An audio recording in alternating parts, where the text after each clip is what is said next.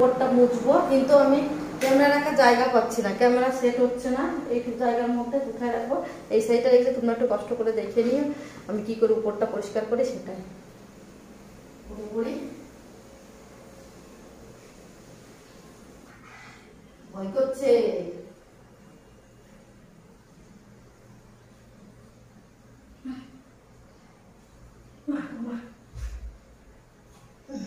দেখো এত মোটা, আমি কি করে উপরে উঠলাম, মনে হচ্ছে ছোট হাতি, বড় হাতি মনে হচ্ছে, কিন্তু ছোট হাতি মনে করো না তোমরা, বড় হাতির মতন একজন লাগছে। দেখতে পাচ্ছ উপরে উঠে বাবা খুব কষ্ট করে উঠলাম গো। এত কষ্ট, আগে উঠতে এত অসুবিধা হতো না, এখন মোটা হয়ে গেছি না, উঠতে ভয় লাগছে। আর ঘরে কেউ নাই, ঘরে দরজা বন্ধ করা আছে, বাইচার যদি পড়ে যায় মরে থাকবো, কেউ খোলা না। আর আমাদের এমন দরজার সিস্টেম, নিচেই দরজা দিলে নিচেই যদি আমি ওই সিটকানিটা দিই না, কেউ বাইরের থেকে খুলতে পারবে না, এরকম সিস্টেম। তার জন্য খুবই ভয় লাগছে যদি আমি পড়ে যাই কি অবস্থা হবে। তবু কষ্ট করে হলেও কি বলো তো কাজটা করতে হয়। কিচেনের ওই পাংখাটা খুব তেল কাজটা হয়েছে, ওইখান থেকে তেল পড়ছে। আর আমার প্রতিদিন আমি নিচেটুক পরিষ্কার করি, কিন্তু উপরটা প্রতিদিন পরিষ্কার করতে না, মাঝে মধ্যে উপরটা পরিষ্কার করে দিই। তাই ভাবছি আজকে একটু উপরটা পরিষ্কার করে দিই সুন্দরভাবে। আর কি এই টাইলসটা নিয়ে আমার ভুল হয়ে গেছিলো, যদি আমি প্লেন টাইলস নিতাম না তাহলে ভালো হতো, পরিষ্কার করতে। তোমার দাদাভাই বলে তুমি তো করবা, তোমার তো পরিষ্কার করতে ভালো লাগে, বেশ করো তুমি পরিষ্কার, এটাই নাও তুমি পরিষ্কার করবা। তোমার দাদাবার বন্ধু একবার বলেছিল এইটা নিও না, নোংরা। বলে না আমার সোনুর মতো খুব পরিষ্কার করে। সোনুর মা যে বয়স হবে সেইটা তোমার দাদাভাই এখনও বুঝতে পারেনি তখন, যে সোনুর মা বয়স হবে, পারবে না লাগিয়ে দিয়ে। এটা তো কত দীর্ঘদিন চলে যাবে, এটা তো আর রোজ রোজ ভাঙতে হবে না। সেটা তখন দেখতেও ভালো লাগে, সবাই বলে দেখতে ভালো লাগে কিচেনটা। ফার্নিচার করলে তো যদি হোম টু কিচেন টুক দিই না, তোমাদের খুব ভালো লাগতো গুছিয়ে দিলে। আমি পাচ্ছি না করতে। তোমার দেখো তোমার দাদাভাই বলে করতে, আমি শুধু অন্য চিন্তা ভাবনা নিয়ে থাকি। আমি 2 টাকাতে 4 টাকা করার চেষ্টা করছি, কেন ছেলের জন্য কিছু করে রেখে যায়। আমার ছেলে অত আগের মতো পড়াশুনো করছে না, যে কি করে খাবে ছেলেটা। আমার জন্য যদি কিছু করে রেখে যেতে পারি তাহলে ও শান্তি তোর বউ ছেলে মেয়ে খেতে পারবো, ওই চিন্তা ভাবনা। তুমি বলবা এইটুকু বয়সে তোমার এত চিন্তা? হ্যাঁ সত্যি, আমি ছেলের চিন্তা ছোটোবেলার থেকে। তো আমি তো জানি কষ্টটা, আমি বিয়ের পরের দিন থেকে কষ্টটা করেছি। কষ্ট কী জিনিস সেটা আমি ভালো করেই বুঝি। একটা মেয়ে মানুষ যদি আসে স্বামী করে, তার যদি একটু সুখ হয় খুব ভালো লাগে। যদি এই কামার মতো কষ্ট করতে হয়, সে তো আমরা যখন পেরেছি, ওরা পারবে না কত কষ্ট করতে। আমরা গাল গুঁতো শুনেও আমাদের কোনো একটা খারাপ পড়েনি, কিছু অসুবিধা হয়নি, ওরা কিন্তু পারবে না। আর বরের ইনকাম না থাকলে এখনকার মেয়েরা থাকবেও না। আমাদের মতো ইনকাম করে সংসার চালানোর মতো এখন পরিস্থিতি নাই। ওই জন্য ভাবছি ছেলেটা কষ্ট, মা বাবার সামনে ছেলেটাকে কষ্ট পাবে, দেখবে ভালো লাগবে না। ওই জন্য আমি ভাবছি আমার তো শখ হবে, ও যখন ইনকাম করবে তখন বানিয়ে নেবে সব কিছু, কোনো অসুবিধা নাই, করে নেবে। তোমার দাদাভাইকেও বলেছে, আমার তো যেটুক করার করে দিয়েছি। ও আর ও আস্তে আস্তে তোমরা যখন মানে দুইজনে ইনকাম করবো, তখন এখন করলে আমরা করতে পারি, ছোটোখাটো করে করব, তখন জিনিসটাই নষ্ট থাকবে। একবারে যখন আমার ছেলে ইনকাম করবে সুন্দরভাবে আমি করতে পারবো, একবারে সুন্দরভাবে গুছিয়ে নিতে পারবো। তবু চেষ্টা করবো যেটুক পারে আমি সেটুক করা।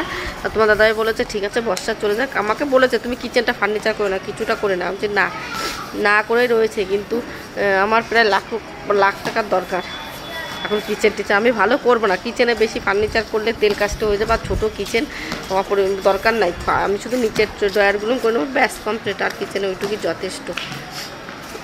দেখো কিচেনটা আমি এরকম করে না ধুলে আমার শান্তি হয় না। নিচেতে জল পরে ব্যাজিংটা আমি ঠিক করতেই পারছি না। তোমার দাদাভাই বলছে পাইপটা তাহলে এক কাজ করি, শুনুন মানে ও করে দিই। ভুলে গেছি গো কী করতে চাচ্ছে, যে পেছন থেকে পাইপ লাগিয়ে ভেঙে চুলে ঠিক করে দিলাম। যে ঠিক আছে তোমার যেটা ভালো লাগে সেটা করতে, কই ঠিক আছে সেটা করে দিচ্ছি। আমি যে করো তাহলে কী করবো বলো, যদি ঠিক না হয় কিছু তো করার নাই। আর একটু জল আমাদের যদি এই মোটরটা যদি আমি একটু স্পিডটা থাকতো, মোটরের ওইখানে একটা পাইপ লাগাতে পারতাম না, তাহলে আমার এতদিন কিচেনটা পরিষ্কার হয়ে যেত। সেই উপর থেকে করবে। তোমার দাদাভাই বোঝোই তো কালসে টাইপের, তোমার দাদাভাই কিছু কাজ করতে চায় না। ছোটো কোনো দিনও ও কাজের নাই, যে সংসারের কাজ বা বাড়ি থেকে ওই সব কাজের মানুষ না, ওটু রিল্যাক্স টাইপের মানুষ, মানে বসে খাওয়া মানুষ। তুমি বলো স্বামীর নিন্দা করছে না, এটা আগাগুড়ে আমার শাশুড়ি মাও বলেছেন, আমি দেখেছি। ও আমি পাড়ার ছেলে তো দেখেছি যে বেশ ফিটফাটে ঘুরে বেড়ানি করানি, এটাই করাবো। অত কাজ কানো করতে পছন্দ করে না। আর এখন তো ইনকাম করে। এখন পাখার হাওয়াটা হয়ে যাক, জলটা পড়ে যাক, এই দেখো পরে আমি আগে ঘরটা মুছে। দেখতে পাচ্ছ কি অবস্থা হয়েছে, জলটা পড়ে গেছে নিচে, সেই কিচেনে এই একটা অবস্থা। আমার আর ভালো লাগে না, ওই জন্য আমি রোজ রোজ আর কিচেন ধুই না, কী বলো তো, মুছে নিই। মাঝে মধ্যে তো না দিলে মন শান্তি হয় না আমার, যে কী বাতি শরীরে কী বলবো, তোমরা বলো কি একটা বাজে কথা না গো, এটা সত্যি আমার শরীরে খুব মানে ধুই এই তোমার দাদাভাই বকে একটু মুছে নাও না, কোনো অসুবিধা, ধুলে যেন তেল কাজটা চলে যায় আর ভালো লাগে দেখতে। কত কষ্ট করে পরিষ্কার করছি, তবু এই আধা ঘন্টা 10 মিনিট লাগবে পরিষ্কার করতে, তাও তো জিনিসটা পরিষ্কার হয়ে যাবে। দেখো চিপে জলই করছে, একটা গন্ধ আসে জানো না। তো এখানে আমি কিচ্ছু করি না এখন, আমি বসে বসে পোছা লাগিয়ে দিই, তবু তোমার দাদাভাই ঘরে এসে বকছে আমাকে, একটা গন্ধ আসে, তুমি কেন এরকম করতে গেছো? আমি দেখো আমার ভালো লাগছে না, তুমি চলে যাও, আমি গুছো, আমার গন্ধ ফন্ধ যা লাগে লাগুক, আমার কিচেন পরিষ্কার চাই, পরিষ্কার করার পর গন্ধ চলে যাবে। কি বলো, গন্ধর মধ্যে থাকতে আমার ভালো লাগে না একদম, কিচেন চকচক করবে বেশ, কিচেন হলো লক্ষ্মী, বুঝেছো?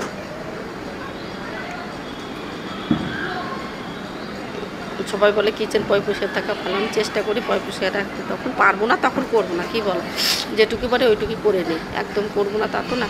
আমার নিচের ডাব্বা মাপা পরিষ্কার করতে হবে, এই দিন তো পেঁয়াজ নিয়ে এসে তোমার সব গুছাবো, কাল পরশু গুছিয়ে নেবো।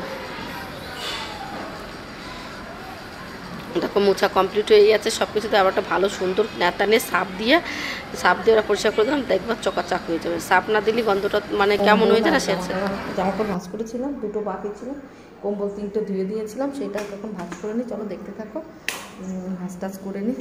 কালকের দিকে ভাবছি করবো করে ভাঁজই করা কমপ্লিট হচ্ছে না, চলো দেখো ভাঁজ করে নিই। দেখো কম্বলগুলো কেচেছি আমি 2 দিন, এত কষ্ট হয়েছে কি আমার শরীরটা খারাপ হতো না, সেই রোদ্দুরে যেয়ে কম্বল উল্টো পাল্টা করে শুকিয়ে নিয়েছি না, আগের দিন কম্বল ধুয়েছি ভিজে মানে বারান্দায় শুকিয়েছি, তো একদম ভালো হয়নি গো, গন্ধ হচ্ছিলো। তোমার দাদাভাই আমাকে এত বকছিল কি বলবো, তার জন্য আমি আজকে ভেবেছি রোদ্দুরেই আমি পরিষ্কার করলাম। আমার ছেলের জিন্সের স্কুলে গেছিলো, এই শনিবারে আমার ছেলের এই ড্রেসটা, ওই জন্য এইগুলি ধুয়ে দিয়েছি, শুকিয়ে গেছে, এগুলো ভাঁজ করলে, আর এই যে বাজার করার ব্যাগটাও ধুয়ে দিয়েছিলাম আমি, তোমার দাদাভাই বাজার করে আনলেও আমি ধুয়ে দিই। ওই 3টে কম্বল ছিল, 3টে কম্বলই ভাঁজ করে নিয়ে মানে শুকিয়ে নিলাম, 2 দিনে শুকিয়ে গেছে, খুব রোদ্দুর পড়েছিল, একদিন অর্ধেক শুকিয়েছে, তারপরের দিন রোদ্দুর দিয়ে শুকিয়ে নিয়েছি। দেখো তোমার দাদাভাই কবেতে আমাকে বকছি মেশিন, আরে নেবো তো, নিলে তো নেওয়া হয়ে যায়, কী অসুবিধা নিতে, তার দরকার যতদিন পারবো। দেখো একেবারেই কুড়ি হয়ে যাবো, আমি যদি কাজ না করি, একেবারেই ঘরের কাজ যদিও না করি, একবার আলসি হয়ে যাবো, শরীর এমনি চলে না, আরও চলবে না। যেটুকু পারবো নিজে হাতে সংসারে কাজ করবো, শরীরটাও চলাচল করবে। আমি কাজ করার সময় আমার একদম শরীর মানে কি বলবো, ব্যথা বেশ কিচ্ছু থাকে না, যখনই বসে পড়ি তখনই আমার শরীর পুরো ছেড়ে দেয়। তো দাদাভাই বলে ওই তো সারাদিন মানে ঘরটা ছাদ দিয়ে নিয়েছে, তার কম্বলও তোমরা দেখেই ফেলেছো যে আমি ভাঁজ করে নিয়েছি, ওরা জামাটা ইস্ত্রি বাকি আছে, চাটা খেয়ে নিই, তোমার দাদাভাই উঠে গেছে, চা খাওয়ার পরে সব করবো। চার জলটা নিয়ে নিই আমি, আর তোমার এবার চাটা খেলে না কী হবে, ভালো লাগবে, যে ঘুমটা চলে যাবে, খাটনিটা চলে যায়। তোমার দাদাভাই ও সেই জিম থেকে আসতে আসতে 10টা বাজে, 9টা, সাড়ে 9টা 10টা বেজে যায়, তখন চা খেতে 10টা 11টা বেজে যায়, কী করবো, এখন না আসেই না বাড়িতে। দেখো আদাতে একটু থেতো করে নিয়েছি, তোমরা ভাবতে পারো কিচেনের উপর কেন করে, আমার থেতো করারটা আছে, আমার বড় একটা ছোটোটা কিনবো, আমি কিচেনের থেকে থেতো করে নিই, আর কিচেনটা মুছা আছে, তো দেখতেই পাচ্ছ ক্লিন আছে, ক্লিন করার চেষ্টা করবো। আর 2টো কাপ নিয়ে এসেছি, দুজন মিলে বসে বসে চা খাবো আর গল্প করবো। তোমার দাদাভাই এটা খুব পছন্দ করে, যে বসে বসে চা খাবো আর গল্প করবো। তোমার দাদাভাই ইচ্ছাটা ছিল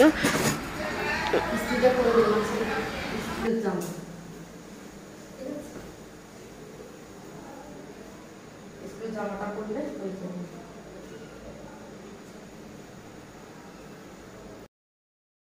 দেখো আমার ছেলের জামাটা ইস্ত্রি করে রেখে দিচ্ছে, কালকে স্কুলে যাবে, তাই ছেলে যে পিঠে করে ব্যাগ না তো একটা সেই কি বলে স্টেশনে থাকে কারা যেন, ব্যাগ বয় ওদের মতো কুলিদের মতো, এত ভারী ব্যাগ আমি উঁচু করে নিতে পারি না, আমি অর্ধেক নিয়ে যাই তো দূরে ছাড়তে, আমার এত কষ্ট হয় ব্যাগটা উঁচু করতে, আমার ছেলের কতটা কষ্ট হয় বলো তো, ওই জন্য বাবা দিয়ে আসছে এইটুখানি, আর ওইটুখানেও হেঁটে যদি একটুখানি রাস্তা 10 টাকায় নেয়, আমি 5 টাকা নিলে চলে যাবি তুই ভ্যানে করে, মানে 1 মিনিটও লাগে না সেইখানে যেতে, স্কুলে যেখানে নামে। তারপরে কি ভারী, আর ছেলে মেয়েদের সত্যি এখনকার দিনে এমন ব্যাগ বয়াচ্ছে, ওরা এখন পুলির কাজটা করতে ওদের কোনো অসুবিধা হবে না, খুব ভারী ব্যাগ বাবা।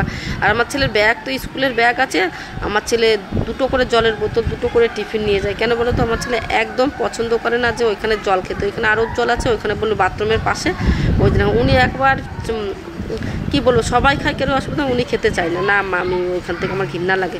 উনি বেশি ছাপলি করে আমার ছেলে। আমি যে এত জল বয়ে নিবি, তাতে তুই খেয়ে নিয়ে ভালো না, বলে না মাম্মি আমি খাবো না, আমি দুটো বোতল দিয়ে দাও, আমার কষ্ট হলেও নিয়ে যাবো। ও বাড়ির থেকে বোতল দুটো নিয়ে যায়, ও বাইরের থেকে কিচ্ছু মানে কেউ খেতে চায় না, যেখানে নোংরা থাকে সেখানেও খায় না।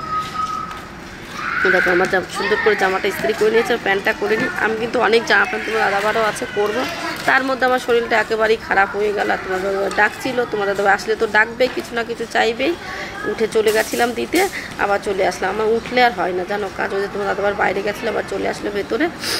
এবার কবে যে তোমার দাদাভার জামাগুলো কেচে রেখে দিয়েছি ইস্ত্রি করব, তার মধ্যে শরীরটা এত খারাপ হয়ে গেছে, সর্দি জ্বর আর কমজোরি হয়ে গেছি পুরো। আমার এই জ্বর আসলে শরীরটা এত খারাপ লাগে কি বলবো, কিছু বলার নেই। কী হবে, কাজ তো করতেই হবে। এই দেখো পুরো সুন্দরভাবে ছেলের জামা প্যান্টটা আজকে মানে আগের দিনও সকালবেলা ঘুম থেকে, সেটা তোমাদের সঙ্গে শেয়ার করিনি, 6টার সময় উঠে জামাটা আমি ইস্ত্রি করে নিয়েছি। সেটা চেষ্টা করছি রোজ ইস্ত্রি করে দেওয়ার জন্য, পরে যাক, নাই তো দেখতেও ভালো লাগে না। স্কুলে যাবে বলবে মা বাবা একদম পরিষ্কার করে দেয় না, পরিষ্কার পরিচ্ছন্ন করে গেলেই ভালো লাগে স্কুলে। চলো আজকের মতো ভিডিওটা এখানেই শেষ, টাটা বাই বাই।